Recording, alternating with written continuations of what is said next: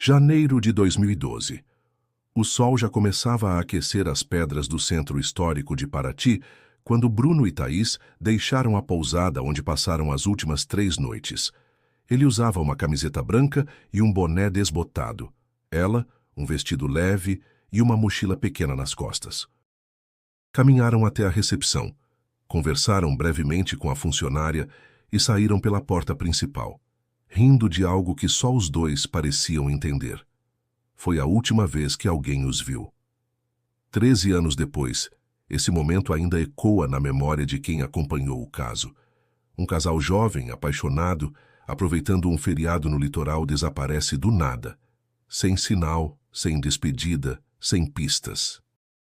E tudo começou com uma simples saída de uma pousada charmosa, no fim de uma rua de pedras tortas, cercada de verde e silêncio. Antes de continuar essa história intrigante, aproveita e se inscreve no canal. Aqui você vai acompanhar os casos mais misteriosos e impressionantes do Brasil e do mundo. E esse, com certeza, é um dos mais arrepiantes. Bruno Tavares e Thaís Oliveira tinham 27 e 25 anos, respectivamente. Ele era analista de sistemas, ela fisioterapeuta. Moravam em São Paulo e estavam juntos há quase 4 anos. Haviam ficado noivos no Natal anterior e planejavam se casar no outono. A viagem para Paraty era um presente de noivado, uma pausa da rotina, um mergulho na natureza e na história daquela cidade colonial onde ambos já haviam estado na infância. Eles escolheram uma pousada pequena, escondida entre árvores frutíferas e com vista para o mar.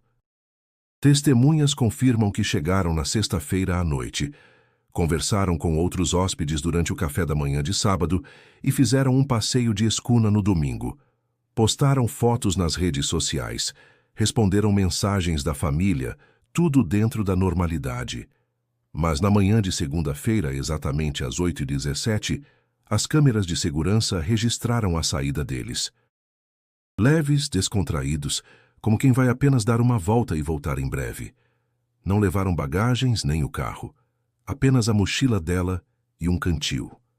O carro, um hatch preto, ficou no estacionamento da pousada. A chave do quarto foi deixada no balcão. O destino? Ninguém sabe. O casal simplesmente sumiu. Naquele dia, os funcionários não estranharam. Supuseram que tinham ido a alguma trilha ou praia próxima, como muitos hóspedes faziam. Só à noite, quando perceberam que os dois não voltaram para pegar o carro nem recolher as coisas do quarto, começaram a desconfiar. Às 22h, a recepcionista tentou ligar para o celular de Bruno. Chamava, mas ninguém atendia. O celular de Thaís desligado. Uma mensagem foi enviada, mas nunca visualizada. Na manhã seguinte, ainda sem notícias, a gerência da pousada procurou a polícia. Inicialmente, o desaparecimento não foi tratado com a urgência necessária. Afinal, casais somem por vontade própria o tempo todo, pensavam. Talvez tivessem brigado, seguido viagem para outra cidade, mudado de ideia. Mas quando os pais foram contatados e disseram que nada fazia sentido, o alerta se acendeu. O quarto estava arrumado, mas as mochilas grandes e objetos pessoais permaneciam lá. Roupas, documentos, cartões bancários. Apenas o celular de Bruno não foi encontrado. Era como se tivessem saído para uma caminhada curta e simplesmente evaporado. Enquanto os dias passavam e nenhuma informação surgia, nascia um dos casos mais obscuros da história recente do litoral brasileiro. Sem testemunhas, sem imagens, sem movimentação nos cartões ou contas bancárias, Bruno e Thaís desapareceram como se nunca tivessem estado ali. E foi esse vazio que atormentou as famílias por anos. Mas o que aconteceu, afinal, naquela manhã de janeiro? Onde foram parar os 2 jovens que pareciam tão felizes? O que a mata de Paraty esconde? As perguntas começaram a se multiplicar, e as respostas nunca chegaram, pelo menos não naquela época. O telefone tocou às 7h na casa dos Tavares, em São Paulo. Dona Márcia atendeu com a voz ainda sonolenta. Do outro lado, a gerente da pousada em Paraty soava tensa. Disse que Bruno e Thaís haviam saído no dia anterior e não retornado. As coisas deles ainda estavam no quarto, o carro no estacionamento. Ninguém sabia onde estavam. A princípio, Márcia tentou manter a calma. Talvez tivessem se perdido, talvez estivessem sem sinal. Mas à medida que as horas passavam, a inquietação virava pânico. Ela ligou diversas vezes para o celular do filho, mandou mensagens, checou as redes sociais. Tudo em silêncio. O telefone de Thaís seguia desligado. A ausência de qualquer sinal de vida era o pior presságio. Ao meio-dia, ligou para o marido de Thaís, seu Álvaro, e para o irmão de Bruno, Daniel. A notícia se espalhou rápido pela família. No mesmo dia, os pais dos dois estavam na estrada, rumo a Paraty. A viagem, que normalmente traria prazer, tornou-se uma tortura de 5 horas. A cada quilômetro crescia a sensação de que algo terrível havia acontecido. Ao chegarem na pousada, foram recebidos por olhares baixos e uma atmosfera pesada. O quarto do casal ainda guardava o cheiro deles, as roupas dobradas, os chinelos ao lado da cama, como se voltassem a qualquer momento. Mas não voltaram. A polícia local os ouviu com atenção, mas sem urgência. Sugeriram que talvez o casal tivesse decidido se afastar, fazer uma caminhada longa ou até seguir viagem sem avisar. Mas Márcia sabia que aquilo não fazia sentido. Bruno jamais deixaria de avisá-la. Thaís falava com a mãe todos os dias. Eles eram jovens, sim, mas responsáveis, organizados. Tinham compromissos, sonhos, planos. Nada justificava um sumiço tão repentino. No dia seguinte, a delegacia registrou o boletim de ocorrência. Mas o início das buscas foi lento. Márcia, Álvaro e Daniel se mobilizaram por conta própria. Percorreram trilhas, distribuíram cartazes, falaram com moradores, abordaram turistas, foram às praias, às cachoeiras, aos bares. Nada. Ninguém tinha visto nada. Daniel, irmão de Bruno, percorreu as trilhas de Trindade sozinho no 3º dia. Voltou com os pés cortados, os olhos vermelhos. Disse que sentiu algo estranho, como se estivesse sendo observado, mas não encontrou nenhuma pista. Apenas árvores, pedras e silêncio. Enquanto isso, as redes sociais começavam a se movimentar. Amigos, colegas de trabalho, familiares distantes, todos compartilhavam as fotos do casal com a legenda: desaparecidos em Paraty. Qualquer informação, entre em contato. As imagens ganharam as telas, mas não geraram nenhuma informação relevante.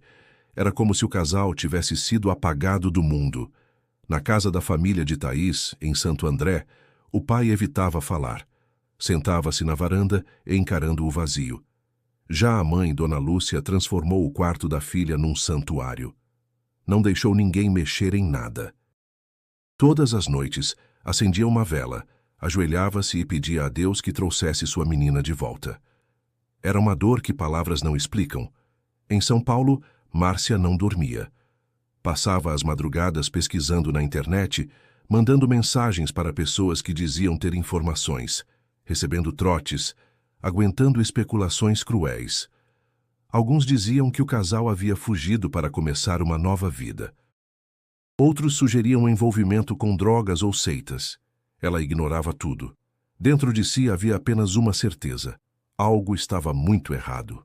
Enquanto os dias viravam semanas, a esperança começava a se misturar com o desespero. Mas ninguém parou de procurar.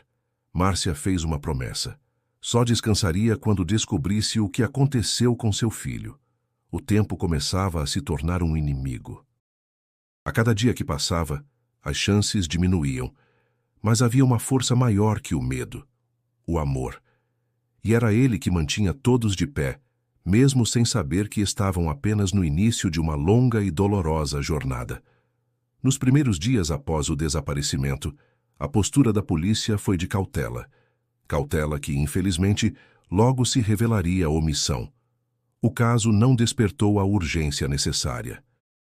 Como muitos outros, foi tratado inicialmente como uma possível fuga voluntária. O boletim foi registrado, mas nenhuma medida concreta foi tomada nas primeiras 48 horas, um tempo precioso que jamais poderia ser recuperado. Enquanto os familiares mergulhavam na angústia e buscavam respostas por conta própria, a delegacia local não enviou equipe para a pousada. Ninguém isolou o quarto do casal, que continuou acessível aos funcionários. Itens pessoais foram manuseados, possíveis impressões digitais se perderam, rastros foram apagados antes mesmo que alguém os analisasse. A gerente da pousada disse que, no segundo dia, encontrou uma das mochilas abertas, como se alguém a tivesse revirado. Quando questionada, não soube dizer quem poderia ter feito isso. A ausência de controle e o descaso inicial transformaram o local, potencialmente repleto de pistas, num espaço contaminado. A chave do quarto, que estava no balcão, foi colocada de volta ao gancho de madeira, como se nada tivesse acontecido. Quando finalmente a polícia visitou a pousada, 3 dias depois do desaparecimento, o cenário já não dizia mais nada. A perícia limitou-se a anotar observações superficiais e a possibilidade de um crime foi considerada remota por falta de evidências. Ninguém procurou impressões digitais, nem requisitou imagens das câmeras dos estabelecimentos vizinhos. Nem mesmo os dados do GPS do carro do casal foram analisados naquele momento. As perguntas se acumulavam. Por que não havia registros da movimentação deles após a saída da pousada? Será que alguém os viu? Eles chegaram a pegar carona? Foram abordados por alguém? Nada disso foi investigado com rigor. Testemunhas que poderiam ter fornecido detalhes valiosos não foram ouvidas. Um taxista que alegou ter visto um casal parecido caminhando rumo à trilha de Trindade, por exemplo, só foi chamado para depor semanas depois e já não lembrava mais de muitos detalhes. Internamente, as autoridades se dividiam. Alguns acreditavam que o casal havia se perdido na mata e sofrido um acidente. Outros suspeitavam de um crime. Mas a falta de ação concreta impedia qualquer avanço. A ausência de evidências, na verdade, era fruto da negligência no início da investigação. Enquanto isso, especulações tomavam conta da imprensa e das redes sociais. Havia quem sugerisse que Bruno e Thaís planejavam desaparecer. Um jornal sensacionalista publicou que o casal tinha dívidas e queria recomeçar a vida longe. A matéria foi desmentida dias depois, mas o estrago já estava feito. A desinformação atrapalhava e ferida ainda mais os familiares. Daniel, irmão de Bruno, reuniu amigos e voluntários para fazer buscas por conta própria. Chegaram a contratar drones para sobrevoar a região da mata, mas sem apoio técnico ou logístico, pouco conseguiram. Algumas trilhas perigosas foram exploradas sem qualquer orientação. E ainda assim, o grupo parecia mais comprometido com o caso do que os próprios investigadores. Do lado da família de Thaís, seu Álvaro tentou contato com um delegado da capital, amigo antigo, para pressionar por uma investigação mais séria. Só então o caso foi encaminhado para uma delegacia especializada. Mas já se passavam quase 2 semanas do desaparecimento. A inércia inicial custou caro. Qualquer vestígio que pudesse ter esclarecido os primeiros passos de Bruno e Thaís após a saída da pousada já havia desaparecido. A cada dia, o caso se tornava mais difícil de solucionar. O que começou como uma falha administrativa se transformava lentamente num abismo de incerteza e impotência. A família passou a desconfiar que alguém estava escondendo algo. Mas o quê? E por quê? Conforme os dias se transformavam em semanas e o mistério ganhava repercussão, moradores antigos da vila de Paraty começaram a falar. A cidade, conhecida por seu charme histórico e belezas naturais, também guardava histórias que nunca chegaram aos noticiários. Nos becos de pedra e entre pescadores à beira-mar, o desaparecimento de Bruno e Thaís despertava memórias adormecidas, causos esquecidos, sussurros abafados pelo tempo. Seu Jonas, pescador de 72 anos, disse ter visto um casal caminhando próximo à trilha de pedra que engole, pouco depois das 8 da manhã do dia do sumiço. Não soube afirmar com certeza se eram Bruno e Thaís, mas se lembrava da mulher por conta do vestido amarelo. Comentou que pareciam estar discutindo, mas que logo seguiram adiante, sumindo entre as árvores. Outros moradores também relatavam estranhezas. Uma comerciante da região de Laranjeiras contou que, há alguns anos, um casal de turistas franceses desapareceu após seguir por uma trilha que não constava nos mapas oficiais. Os corpos nunca foram encontrados. O caso mal foi noticiado. Segundo ela, desaparecimentos esporádicos ocorriam ali há muito tempo, mas raramente se falava sobre isso. Havia uma espécie de pacto de silêncio, um medo ancestral que ainda rondava a região. Dentre esses relatos, um nome começou a surgir com frequência: Seu Alfredo. Um homem reservado, morador da vila há mais de 4 décadas, que havia trabalhado como guia de trilhas por quase 20 anos. Diziam que conhecia cada canto da mata, cada caminho escondido entre árvores centenárias e riachos escorregadios. Depois de um grave acidente numa caminhada, abandonou a profissão e passou a viver isolado, numa casa de madeira entre o centro e a zona rural. Daniel, irmão de Bruno, foi pessoalmente procurá-lo. Encontrou um homem magro, de barba branca espessa e olhos fundos, sentado à sombra de um cajueiro. Ao ouvir sobre o desaparecimento, seu Alfredo ficou em silêncio por alguns segundos. Depois, disse calmamente: "Essa mata já levou gente demais, menino, e nem sempre é a natureza que leva." Intrigado, Daniel insistiu. Alfredo hesitou, mas revelou que por volta da data do desaparecimento, guiou um grupo de turistas por uma trilha pouco usada, próxima da divisa com o Parque da Bocaína. Disse ter sentido algo estranho naquela manhã, uma quietude densa, o tipo de silêncio que não é natural. Quando o grupo parou para descansar, notou pegadas que não pertenciam a nenhum dos visitantes. Pareciam recentes, mas seguiam numa direção onde não havia caminho traçado. Tentou ignorar, mas confessou que ficou com aquilo na cabeça por dias. Daniel perguntou por que nunca contou isso à polícia. Alfredo balançou a cabeça resignado. "Eles não escutam a gente. E tem coisa que é melhor não mexer. Tem trilha que não devia ser aberta. Tem lugar onde o mato cresce por cima por um motivo." A conversa deixou Daniel perturbado. Não havia provas, apenas impressões, relatos vagos, fragmentos desconexos. Mas algo nele dizia que havia verdade nas palavras daquele velho.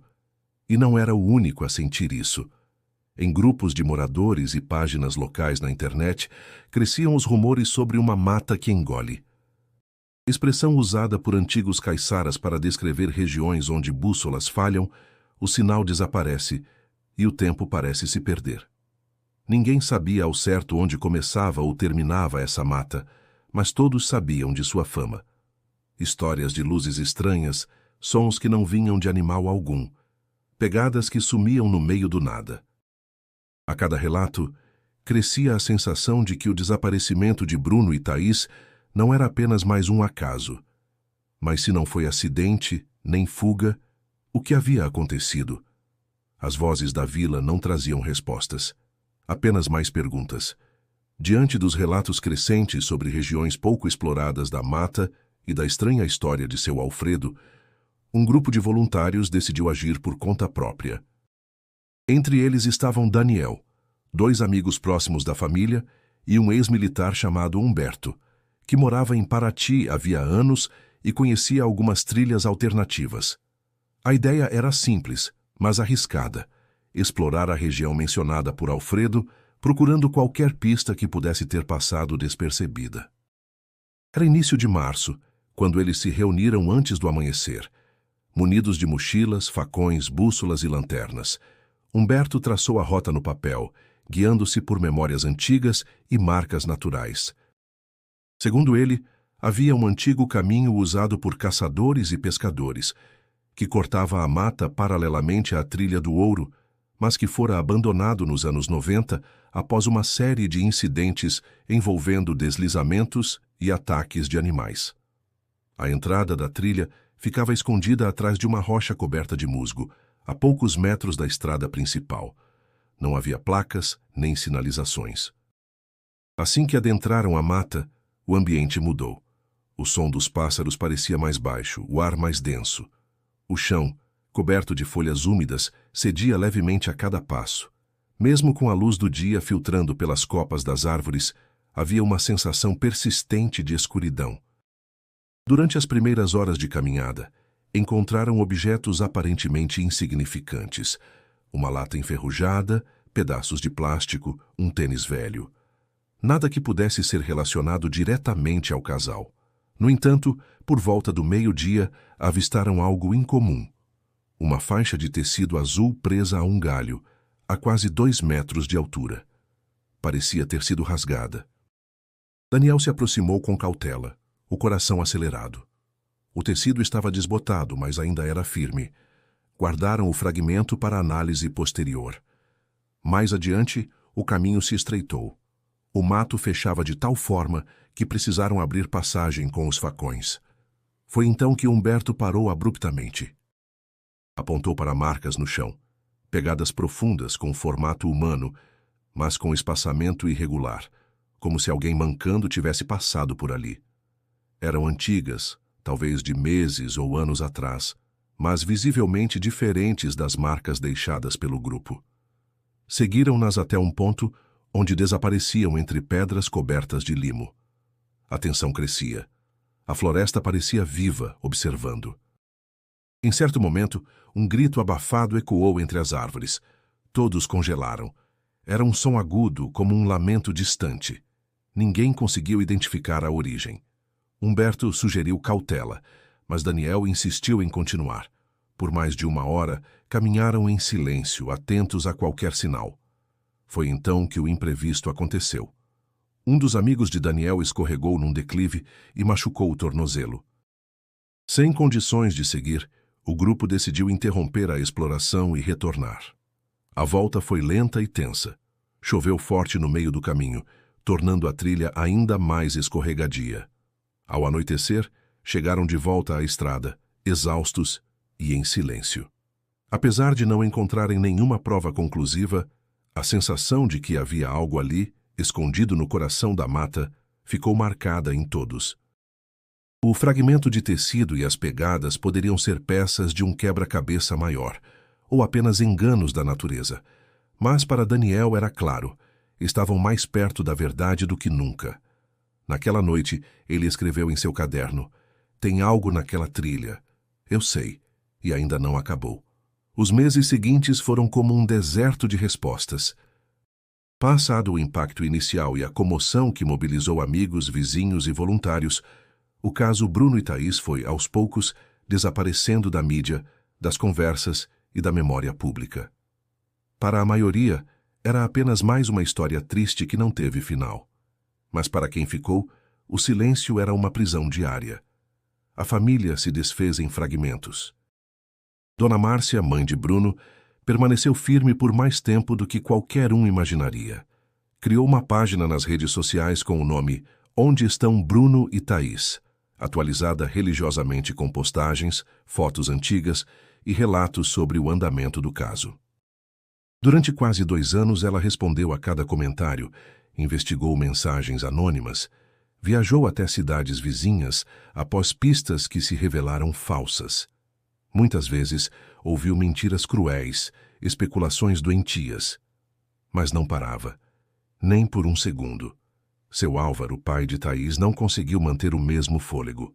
Abandonou o emprego 6 meses depois do desaparecimento. Os amigos diziam que ele havia envelhecido 10 anos em poucos meses. Começou a sofrer de insônia, problemas cardíacos e episódios de desorientação. Evitava sair de casa. Recusava entrevistas, não atendia telefonemas. No fundo, guardava uma dor que se tornara silêncio. Daniel, irmão de Bruno, era o que mais demonstrava revolta.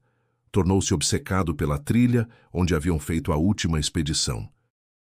Mapeou a área usando aplicativos de satélite, analisou imagens antigas, estudou geografia, comprou equipamentos de rastreamento. Mas com o tempo, a frustração tomou conta. Cada tentativa frustrada era como uma facada. Começou a beber. Abandonou os estudos. Afastou-se da família. Sentia-se culpado por não ter feito mais, mesmo tendo arriscado a própria vida. Culpava a polícia, a mata, os moradores que se calaram. Culpava o tempo. Já Dona Lúcia, mãe de Thaís, encontrou no luto uma forma de resistência. Transformou o quarto da filha num memorial vivo. Plantou flores no jardim com o nome de Thaís. Escreveu cartas que deixava sobre a cama. Todos os anos, no dia 9 de janeiro, data do desaparecimento, organizava uma missa e pedia para que todos acendessem uma vela. Poucos compareciam depois de 2015, mas ela seguia.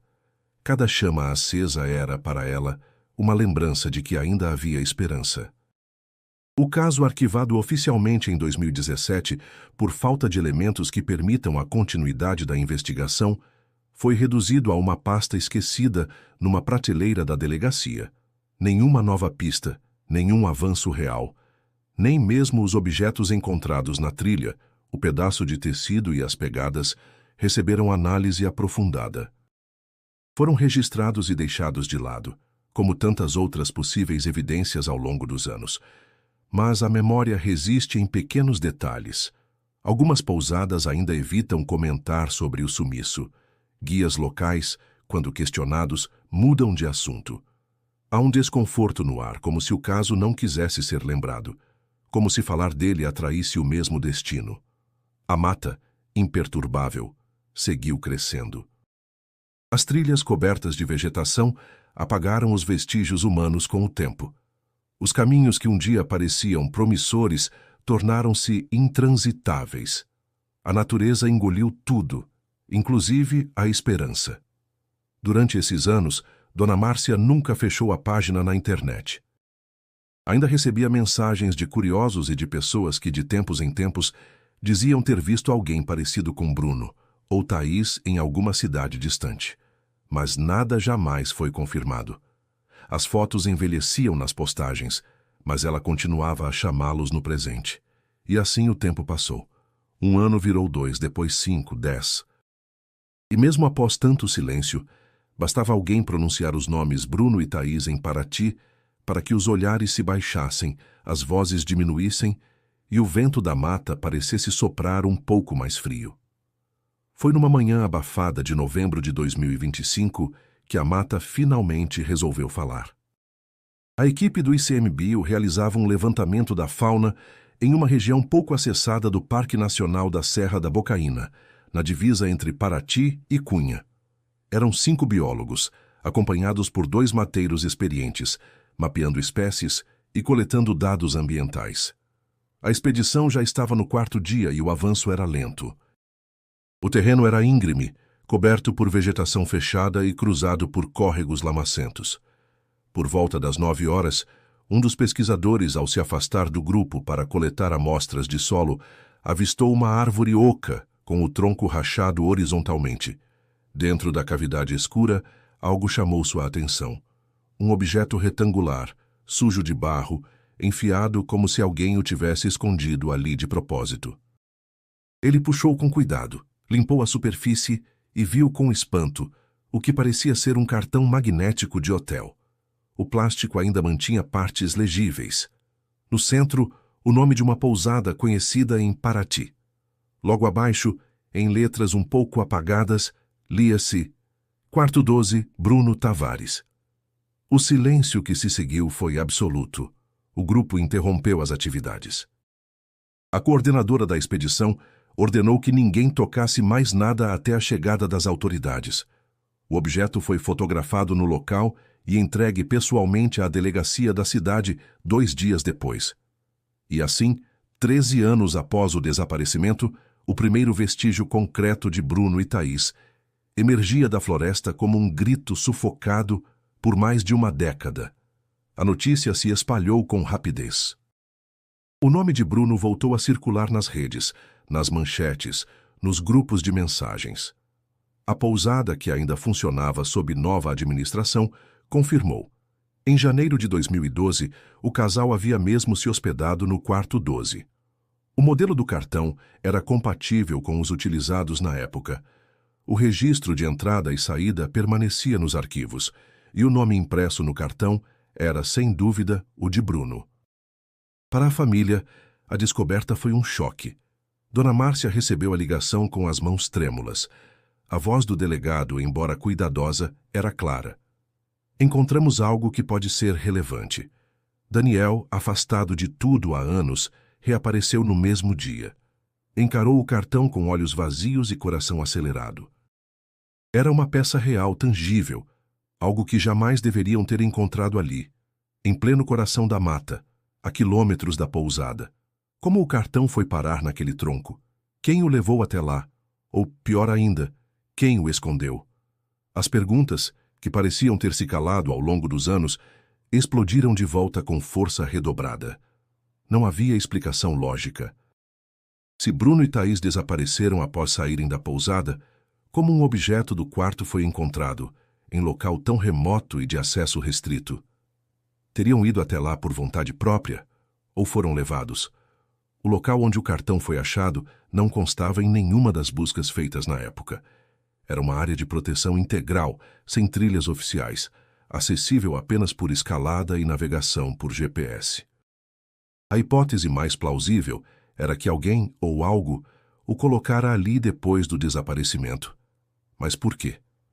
Enquanto os peritos analisavam o objeto em busca de impressões digitais, resíduos biológicos ou marcas de manipulação, os jornais reacendiam a memória do caso. Os rostos de Bruno e Thaís voltaram a ocupar os noticiários, agora não como desaparecidos esquecidos, mas como protagonistas de um mistério ainda mais profundo do que se imaginava. Era o primeiro sinal concreto, e ele vinha da mata, como se finalmente ela estivesse pronta para contar parte da verdade. A descoberta do cartão foi o estopim que faltava. Em questão de dias, a polícia reabriu oficialmente o caso. Um grupo especial foi destacado para conduzir as novas investigações. Desta vez, com apoio do ICMBio, do Corpo de Bombeiros e até da Polícia Federal. Era como se, enfim, as autoridades reconhecessem a gravidade e complexidade do desaparecimento de Bruno e Thaís. A primeira medida foi isolar a área onde o cartão havia sido encontrado.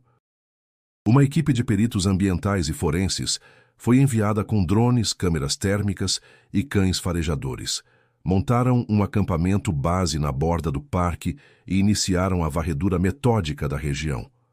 Cada metro quadrado da mata ao redor da árvore foi inspecionado. Os galhos revirados, o solo escavado. Nada era pequeno demais para ser ignorado. Na segunda manhã de busca, os cães indicaram um ponto de interesse a menos de 300 metros da árvore. A terra estava mais fofa, como se alguém a tivesse remexido há não muito tempo. Escavações cuidadosas revelaram fragmentos de tecido, parcialmente enterrados e já em decomposição.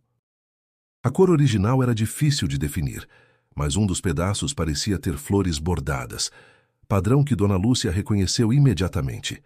Era semelhante ao vestido que Thaís usava no dia em que desapareceu. Pouco depois, outro achado ampliou o impacto. Um colar prateado com o nome Thaís gravado em letra cursiva surgiu entre raízes retorcidas. A corrente estava rompida, mas o pingente intacto. Quando Daniel viu a joia, ficou pálido. Era um presente que ele mesmo havia ajudado Bruno a escolher, meses antes do noivado. A mãe de Thaís confirmou com lágrimas nos olhos. Não havia dúvidas. Aquele colar era dela. A investigação, antes estagnada por anos, ganhava contornos de urgência e suspense. Se o cartão havia sido escondido e o colar estava enterrado, não se tratava mais de uma simples perda em trilha. Havia intenção. Alguém queria esconder vestígios. Alguém esteve naquela mata e sabia o que fazia. Peritos trabalharam intensamente, recolhendo amostras de solo, testando o DNA nos fragmentos orgânicos dos tecidos, analisando o desgaste da corrente. A ideia era estabelecer há quanto tempo os objetos estavam ali e se tinham sido movidos recentemente. Paralelamente, a equipe de inteligência cruzava dados com o histórico de desaparecimentos na região. Novos nomes começaram a surgir, novos padrões. Mas as buscas físicas também enfrentavam desafios. A floresta era densa, imprevisível. Chuvas repentinas dificultavam o acesso e o terreno íngreme exigia preparo técnico. Muitos pontos ainda permaneciam inacessíveis. Mesmo com tecnologia avançada, a natureza parecia proteger seus segredos com força implacável. Dona Márcia e Dona Lúcia voltaram a Paraty pela primeira vez em anos. Visitaram o centro de operações, conversaram com os investigadores, seguraram nas mãos o colar e o tecido. Sentiram pela primeira vez em muito tempo que estavam mais perto de alguma resposta, mas também mais perto de algo que poderia ser devastador. Daniel participou de uma nova expedição ao lado da equipe. Mesmo sem autorização oficial, insistiu em acompanhar com a promessa de que manteria distância e seguiria as orientações. Para ele, não era mais só sobre saber o que aconteceu, era sobre enfrentar a verdade, por mais cruel que fosse. Durante as buscas, nenhum corpo foi encontrado, nenhuma ossada, nenhuma pista definitiva sobre o destino final de Bruno e Thaís. Mas os pequenos achados tinham força suficiente para reabrir as feridas, reacender as suspeitas e renovar o mistério. Porque agora, a única certeza era que eles estiveram ali, juntos. Por quanto tempo? Ninguém sabia, mas os sinais eram reais, e a mata, pela primeira vez em anos, começava a devolver o que havia escondido. Com os novos elementos encontrados na floresta, a equipe de investigação voltou ao início. Mapas antigos foram consultados, trilhas desativadas reapareceram em documentos esquecidos e hipóteses antes descartadas foram reavaliadas. A principal entre elas ganhou força. E se Bruno e Thaís tivessem tentado acessar uma trilha alternativa? Uma rota pouco conhecida, paralela à oficial, que levava a uma praia isolada? E se, nesse trajeto, algo tivesse dado errado? Segundo antigos moradores, havia uma passagem estreita entre dois paredões de pedra, perto da Trilha do Ouro, usada décadas atrás por pescadores locais. Essa rota levava a uma pequena enseada, acessível apenas por mar ou por essa travessia difícil e perigosa. A maioria dos turistas sequer sabia de sua existência, mas havia quem garantisse que ela ainda podia ser acessada por quem tivesse disposição ou curiosidade. Um antigo guia, entrevistado pela polícia, lembrou que por volta de 2010, alguns aventureiros ainda tentavam cruzar esse caminho. Dissera, inclusive, que alertara visitantes sobre os riscos: desníveis acentuados, pedras soltas, armadilhas naturais. Em caso de chuva, o solo se tornava instável. Era fácil escorregar, fácil cair. Dentro dessa nova perspectiva, os peritos consideraram a possibilidade de que o casal tenha decidido se aventurar por esse trajeto desconhecido. Thaís era apaixonada por natureza. Bruno, meticuloso, poderia ter estudado mapas, buscado caminhos menos comuns. Talvez tivessem ouvido algum comentário, visto uma referência em blog de viagens, arriscado por impulso. E assim, saíram da pousada com mochilas leves e seguiram rumo ao desconhecido.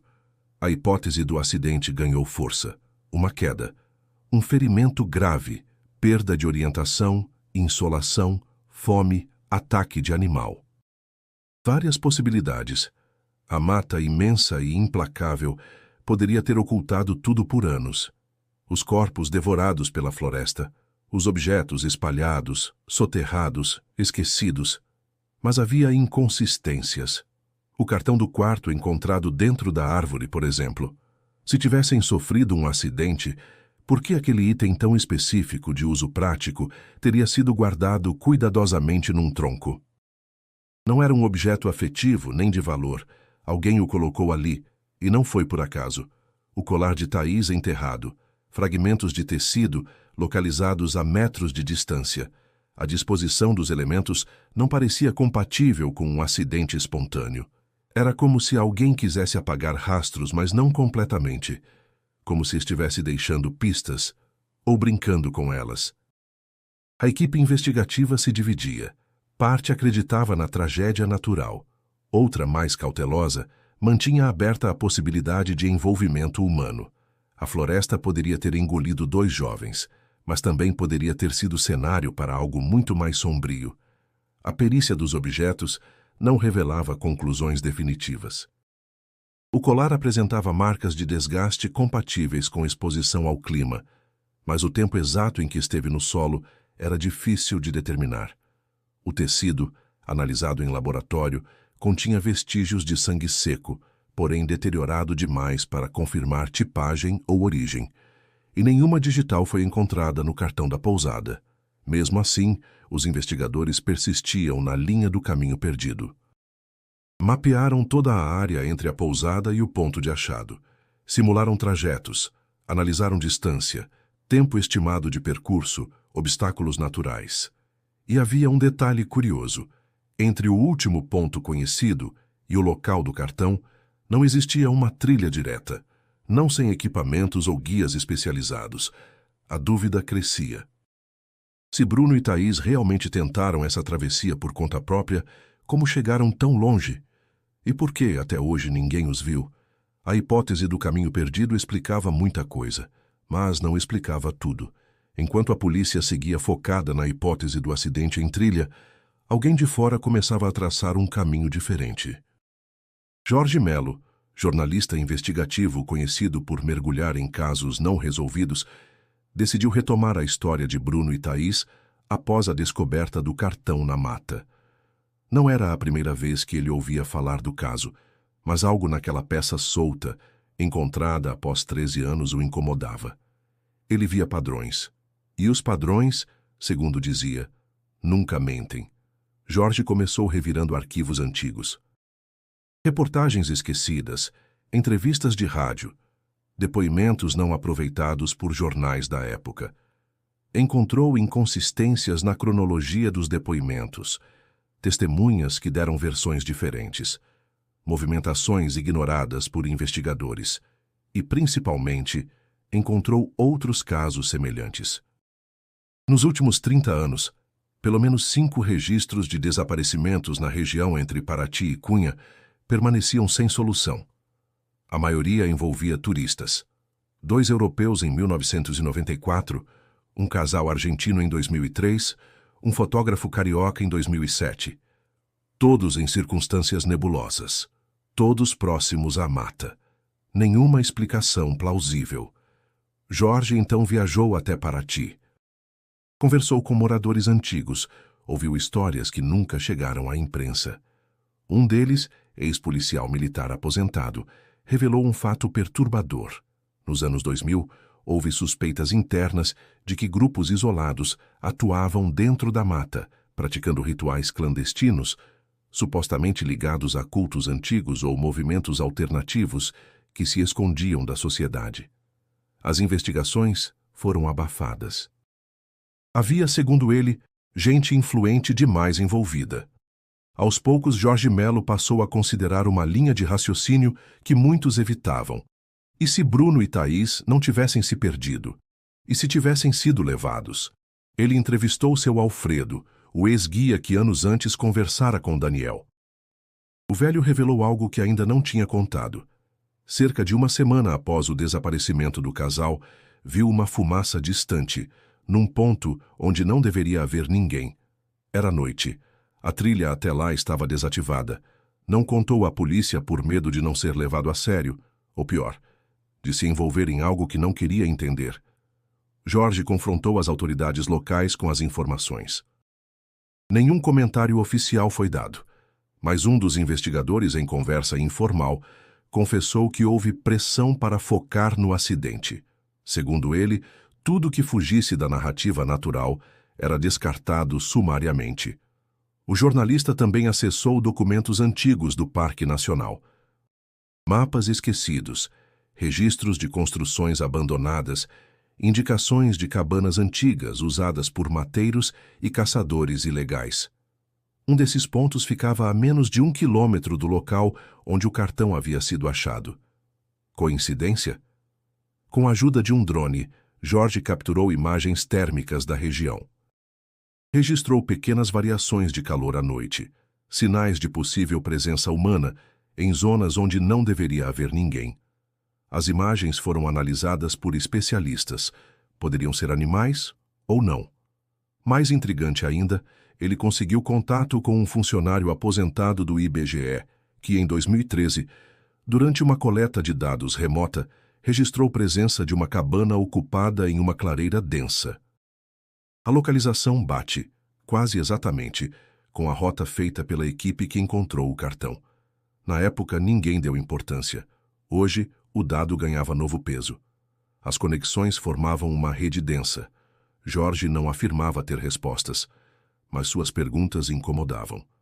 E o mais incômodo de tudo era a sensação de que parte da verdade nunca fora investigada, porque não era conveniente.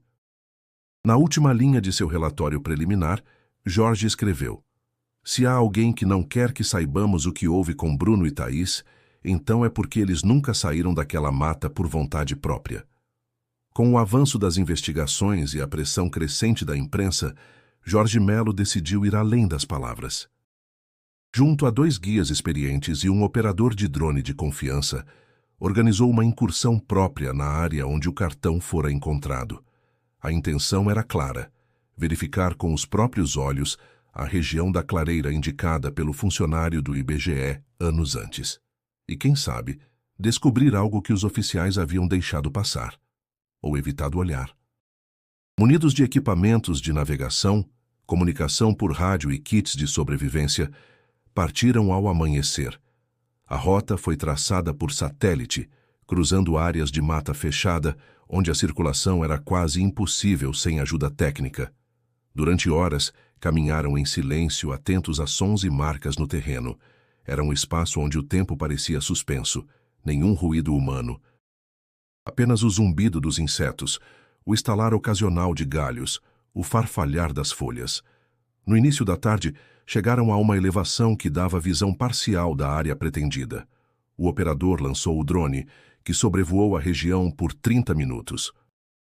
As imagens transmitidas ao vivo para o tablet de Jorge mostravam padrões geométricos no solo, como se o mato tivesse sido forçado a crescer de maneira irregular.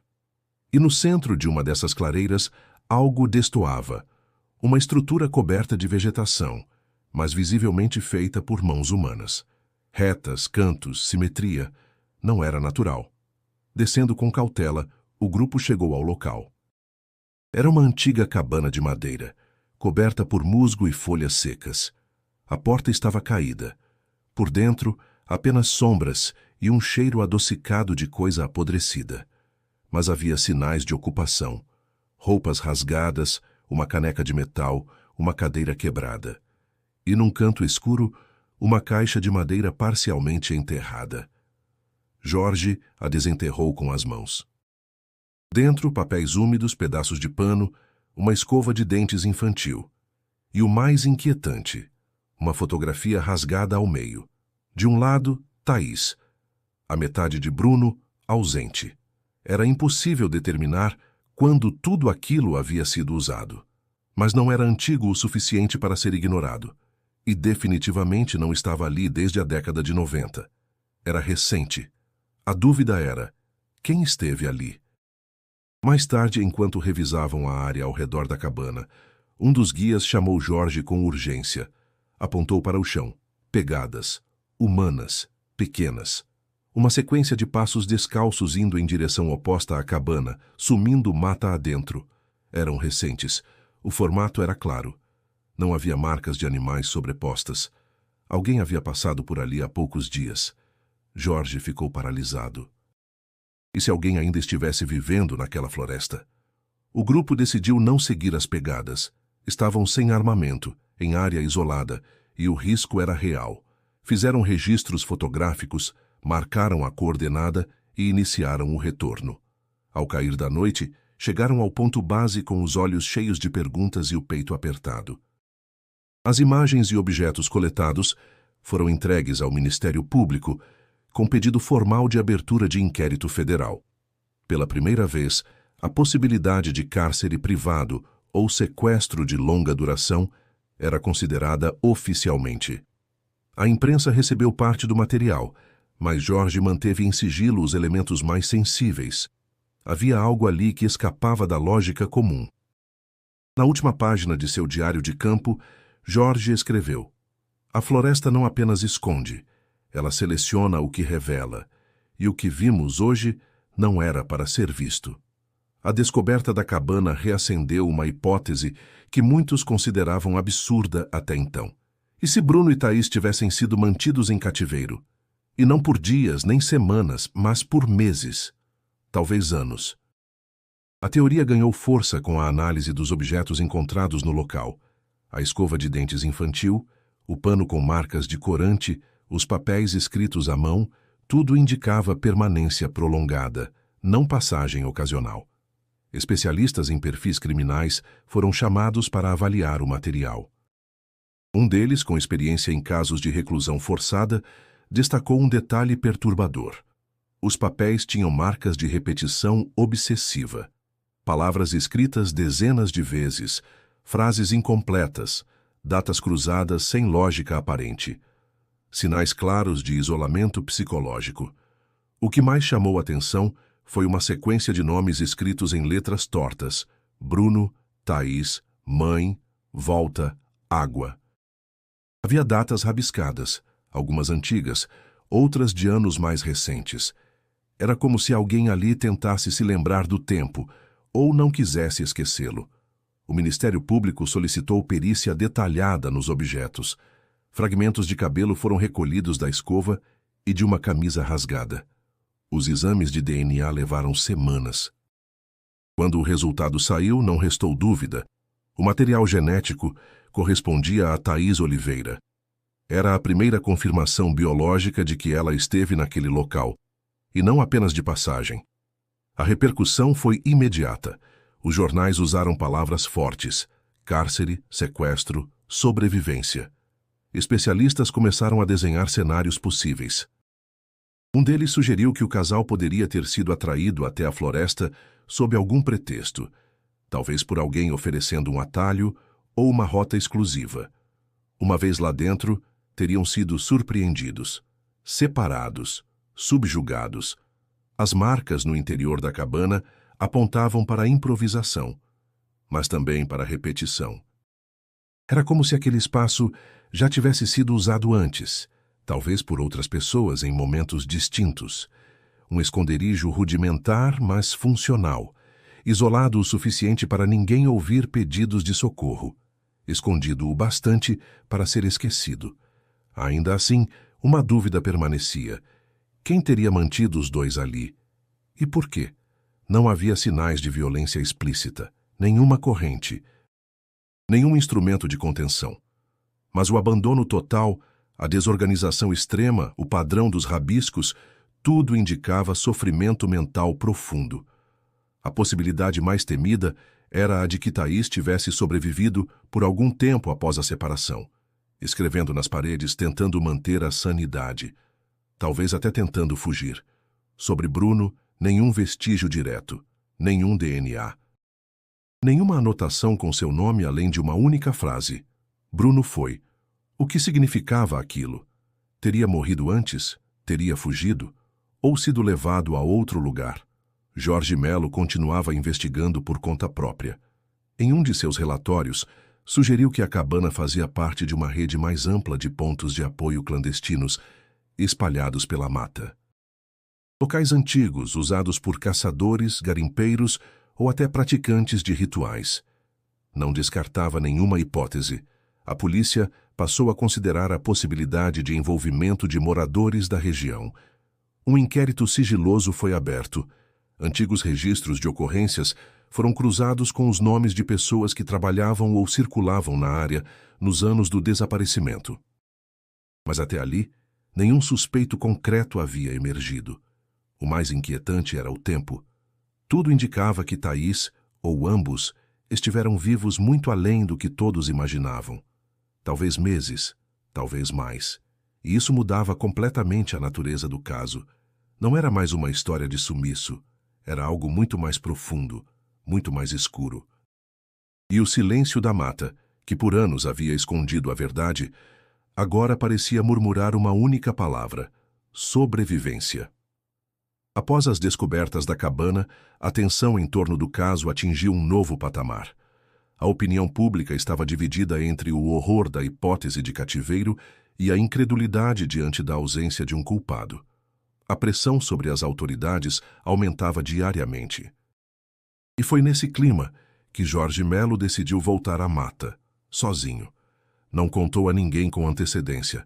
Apenas deixou um e-mail programado com localização, objetivo e instruções, caso não retornasse em 48 horas.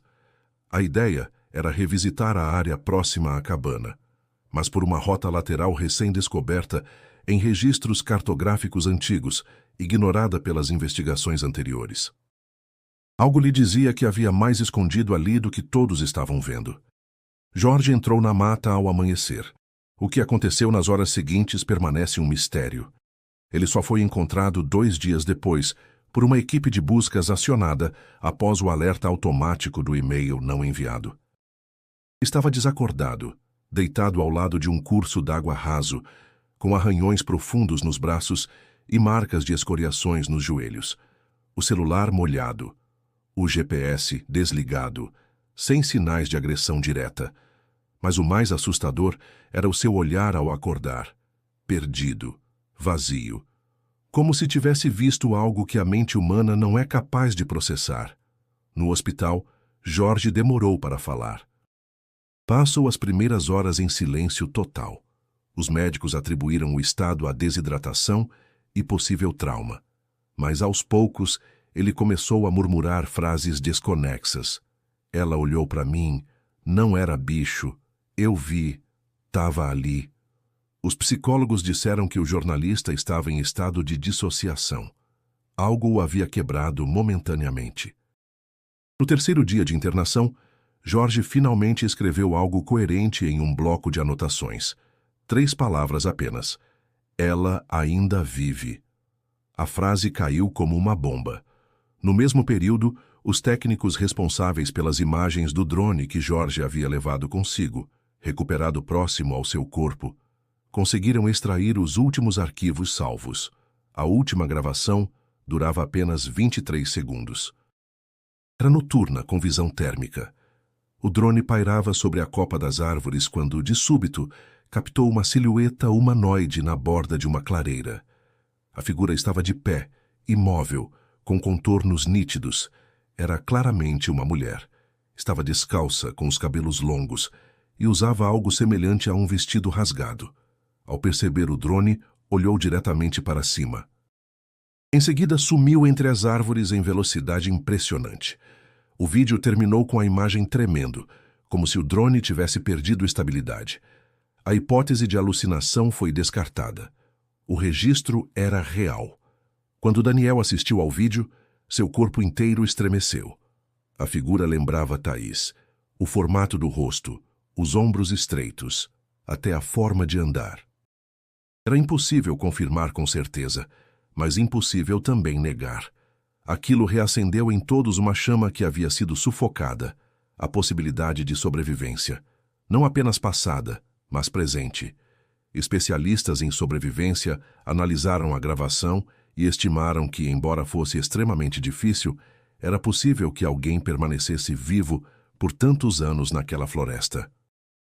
Se tivesse acesso mínimo à água, raízes comestíveis, abrigo improvisado e nenhuma outra opção. A imprensa enlouqueceu. Manchetes sensacionalistas surgiram em todo o país. Thaís sobrevive. Mulher fantasma da Bocaína. 13 anos na selva. Famílias de desaparecidos antigos entraram em contato com as autoridades, revivendo seus próprios fantasmas.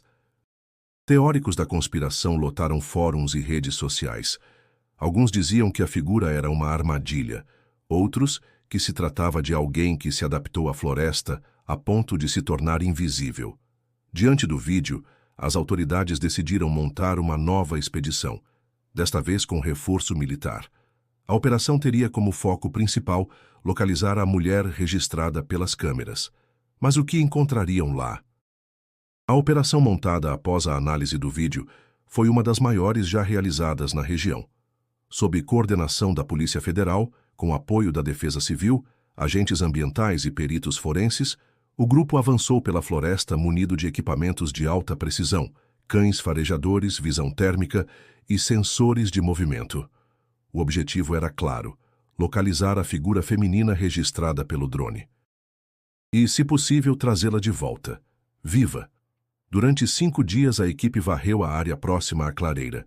Foram registradas pegadas, vestígios de passagem humana recente, restos de alimento de origem vegetal e marcas em árvores com cortes feitos por lâminas pequenas, mas nenhum sinal direto da mulher. Na manhã do 6º dia, os cães farejadores se concentraram numa trilha íngreme que levava de uma formação rochosa escondida entre cipós. A entrada, quase imperceptível, revelava uma fenda estreita que levava a uma espécie de abrigo natural.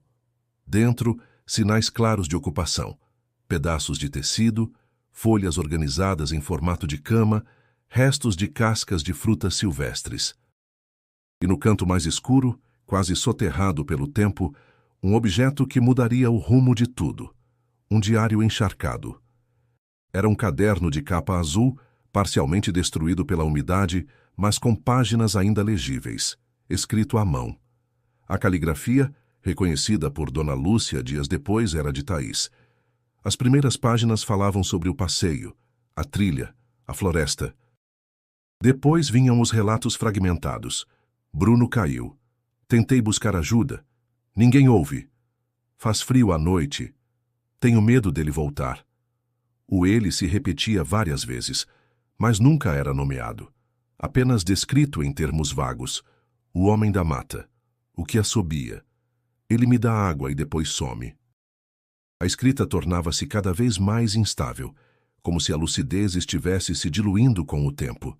Em uma das últimas páginas legíveis, um trecho congelou os investigadores. Não sei mais se estou viva ou se virei parte da floresta. O caderno foi enviado para análise forense. A autenticidade foi confirmada. O material era compatível com o encontrado na cabana e a caligrafia coincidia com bilhetes e cadernos escolares antigos de Thaís. Mais do que prova de vida, era prova de consciência. Ela esteve ali. Ela resistiu. E durante algum tempo, ela escreveu. Paralelamente, os exames nos fragmentos de cabelo recolhidos da escova e do abrigo revelaram um segundo material genético, masculino. Mas não era de Bruno, nem de ninguém conhecido. O DNA foi inserido no Banco de Dados Criminal Nacional. Nenhuma correspondência. Era, por enquanto, um fantasma. Diante desses dados, o caso foi reclassificado. Possível cárcere privado, com envolvimento de terceiro não identificado. A mídia agora tratava o desaparecimento como crime. Jorge Melo, ainda se recuperando, acompanhava tudo à distância. Quando soube do caderno, chorou. Disse que a floresta só revelou aquilo porque alguém a forçou. Daniel voltou à mata, autorizado por um oficial da equipe. Sentou-se diante do abrigo onde o diário foi encontrado. Ficou em silêncio por mais de 1 hora. Ao sair, disse apenas: "Ela ainda quer ser ouvida." Mas havia um limite para o que a floresta estava disposta a mostrar. Nenhuma nova aparição. Nenhum novo vídeo. Os rastros se apagavam com a chuva. A mata retomava sua forma como se quisesse esconder o que havia deixado escapar por descuido. Ainda assim, algo havia mudado. Agora, havia provas, palavras, genética, fragmentos de uma história interrompida por 13 anos. Thaís esteve viva por tempo indeterminado. Bruno, talvez não. Alguém os manteve ali. E esse alguém, se ainda estiver vivo, conhece cada curva da floresta melhor do que qualquer mapa. A pergunta final não era mais o que aconteceu com Bruno e Thaís, mas sim, quantas histórias como essa ainda estão escondidas entre as árvores? 13 anos depois do desaparecimento, Paraty ganhou um novo marco. No pequeno largo entre o centro histórico e a estrada para Trindade, foi instalada uma placa de madeira com letras talhadas à mão. Em memória dos que ainda não voltaram.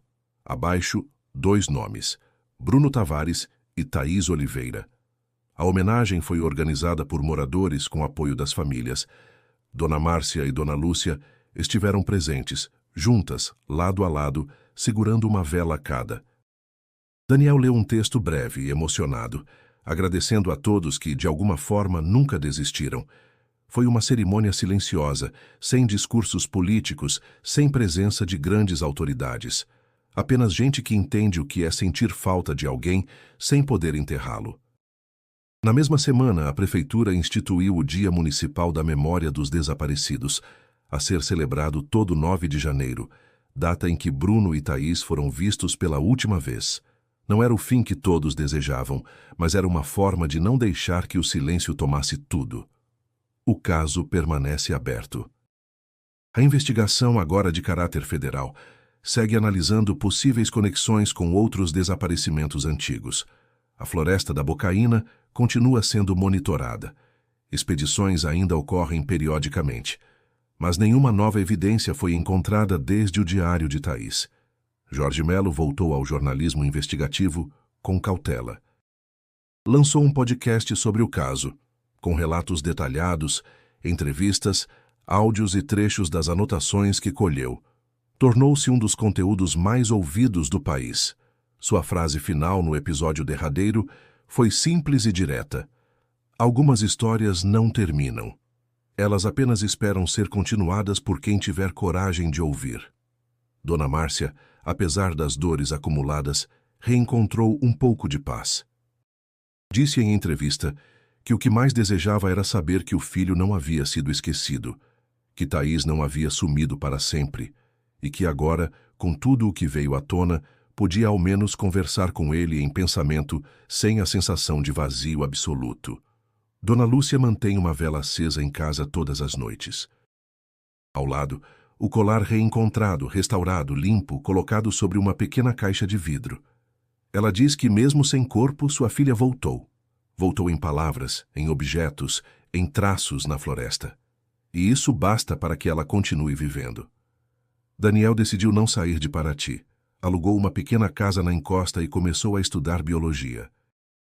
Disse que, se Bruno não pôde voltar, ele ao menos ficaria para cuidar do lugar onde o irmão esteve pela última vez. Nas palavras dele, a mata é dura, mas ela também fala, e agora eu quero aprender a escutar. E quanto a Thaís?